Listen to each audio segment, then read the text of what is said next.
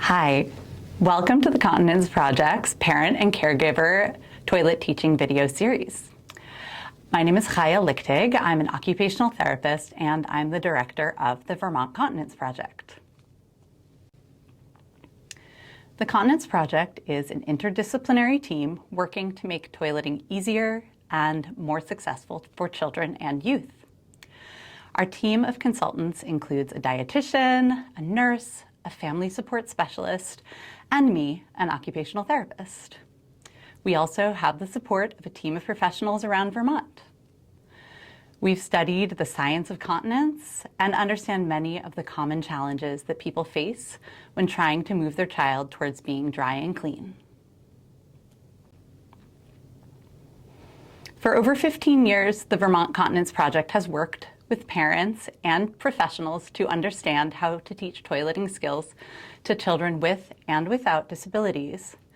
We support positive, person-centered, science-driven toilet teaching for all of Vermont's children and youth.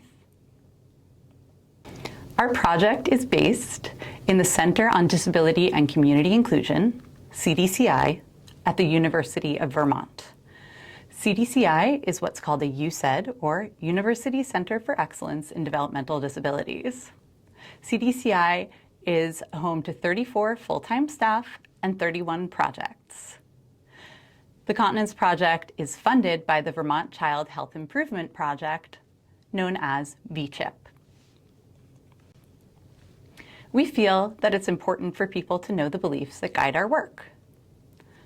We believe that continence is important for a person's dignity. Continence is a worthwhile goal that improves a child's well-being. Even when someone may have a medical issue or a disability that may stand in the way of full independence, we still believe in supporting them to their abilities. We believe that people want to be continent. Over the years, we've worked with many parents who say that their child seems not to care whether or not they are dry or clean. We've observed that with appropriate support, most people gain skills over time, and they're proud of their continence. We know that incontinence is a stressor for parents, not only for the child.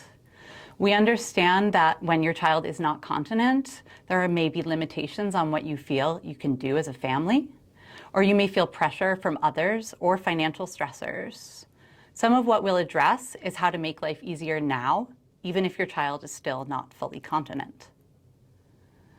Finally, we believe there is a science to later or atypical toilet learning. Many toilet teaching approaches depend on the same few recommendations. For children and youth who are struggling with continence, however, many of these ideas don't work or don't even apply. Fortunately, there are systematic ways to understand and support your child, and this is what we hope to teach.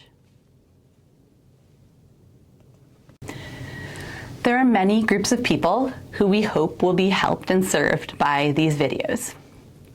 First, anyone whose child or youth is struggling with continence. We have a lot of experience with children for whom the parents just aren't sure why their child isn't continent, and we hope these videos will give you insight. Anyone who wants to get ahead of common pitfalls in toilet teaching. You may be new to toilet teaching for your child, and we hope that we'll help you to steer clear of some of the challenges that we see every day. Anyone who's trying to teach toileting to someone with a disability. The full inclusion of persons with disabilities in their toilet learning is one of our central aims and is represented throughout our work. And finally, we hope that these videos will be accessed by providers who support all of those people. We hope that doctors, school nurses, and others will watch these videos and share them with anyone that you think could benefit. These videos will cover 4 major areas of support for toilet learning. Supporting the body. That includes health and medical, breathing, positioning on the toilet, and other lifestyle changes. Supporting the heart and the mind. We'll talk about how to teach your child about continence and how to use rewards effectively. Supporting the family. We'll discuss resources to pay for continence-related expenses, decreasing conflict with your child around toileting, and how to work with various professionals who might be part of your team. We'll also talk about making a plan, How do you create a schedule that supports your child's continence? How do you keep track of changes and growth and know whether your efforts are working? We know the toilet teaching process can be confusing. We hope that by taking this unit by unit, you'll know where to start and how to get where you want to go.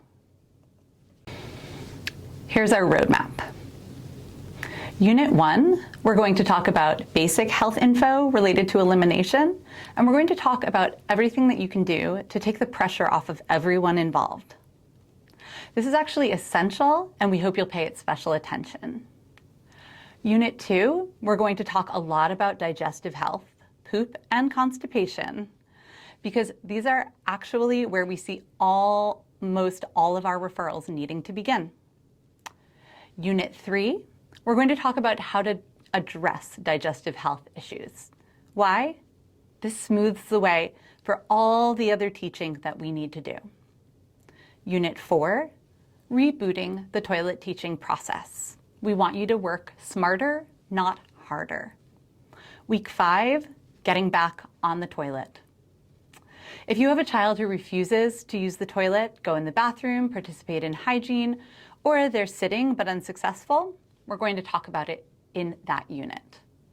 And Unit 6, looking toward the future. What to do next, how to manage relapse, and how to know if a specialist referral is needed. In this comic that you see on the screen, you'll see 2 ducks, a parent and a child. The child is asking, what are you doing? And the exhausted-looking parent says, my very best. We know that teaching toileting to your child can be difficult and uncertain. We designed this series of videos for parents because we want every parent to feel confident that you are doing your very best supporting your child's continence. Thank you so much for taking the time to watch this video. The information contained in this video is for informational purposes only. It is not a substitute for professional health or medical advice, diagnosis, or treatment. Always seek the advice of your physician or other qualified healthcare professional.